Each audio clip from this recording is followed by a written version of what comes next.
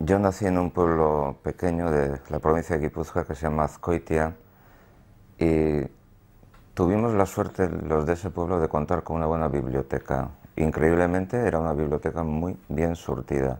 Y entonces nosotros somos muchos en casa, éramos muchos hermanos y a la hora de hacer los trabajos del colegio, pues en casa era imposible porque éramos muchos, hacía muchísimo frío y nos teníamos que juntar todos en la cocina, entonces era un poco incómodo para trabajar. Entonces yo solía ir con los amigos a la biblioteca municipal y de repente pues empecé a mirar libros de literatura y me acuerdo que la bibliotecaria, que era la amiga de mi madre y también era la madre de un amigo mío, había quedado viuda ella, era de un pueblo de Zaragoza, me dio un, me enseñó y me dijo, oye, ¿por qué no lees esto? Y yo creo que te gustará. Y era la antología de Antonio Machado de la edición Espasa Calpe. Y a mí me gustó tanto ese libro que lo llevé siempre, vamos, que lo robé. Es decir, en pocas palabras lo robé. Hice la mili, acabé la carrera, volví a mi pueblo y una vez me encontré con ella, con esa señora. Y le dije, mira, tengo que devolverte un libro. Y me dijo, ya lo sé. Ya sé que te llevaste el ejemplar de Antonio Machado, pero yo sé que al menos a ti te ha servido para algo.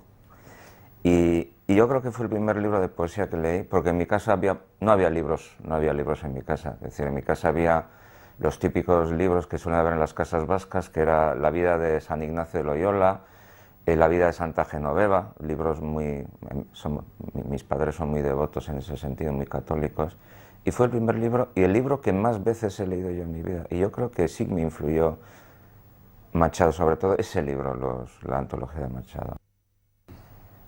A mí la poesía que más me gusta es la poesía que intenta transmitir, aparte de emociones, conocimiento, pensamientos. Entonces, la poesía que a mí que sigo leyendo, aparte de la poesía de Antonio Machado, es la poesía metafísica. John Donne, los metafísicos ingleses creo que fueron para mí decisivos en mi obra poética. Los metafísicos españoles, Quevedo, sobre todo Quevedo.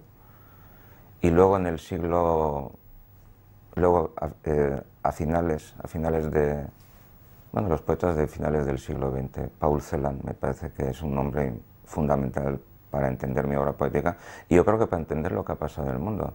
Porque ya no solamente transmitir sensaciones o sentimientos, sino esa visión del dolor que transmite Paul Celan, ¿no? Un hombre que sufrió tanto y que supo expresar lo que sufrió, ¿no? Creo que la poesía tiene que ir al fondo del ser humano. Y en el fondo del ser humano está el dolor, está también la alegría de vivir, pero no puede callarse la poesía. Lo que pasa es que la poesía tiene que intentar transmitir eso. Los metafísicos ingleses transmitían la sensación, son poetas del barroco, la sensación que ellos tenían de un mundo que se les iba de las manos, el mundo que se les iba de las manos. Quevedo también tiene esa sensación de pérdida de equilibrio, que se va cayendo, su mundo se desmorona, ¿no? Paul Celan ha vivido ese desmoronamiento y ha sido capaz de sobrevivir a ello, ¿no? Y eso es lo que yo le pido a la poesía. Le pido a la poesía esa claridad para iluminar en un camino que yo creo que en el fondo el ser humano vive a ciegas sin saberlo, ¿no? Y luego, sobre todo, para mí han influido muchos filósofos como Spinoza. Spinoza es uno de mis filósofos preferidos. Pascal es también uno de mis filósofos preferidos.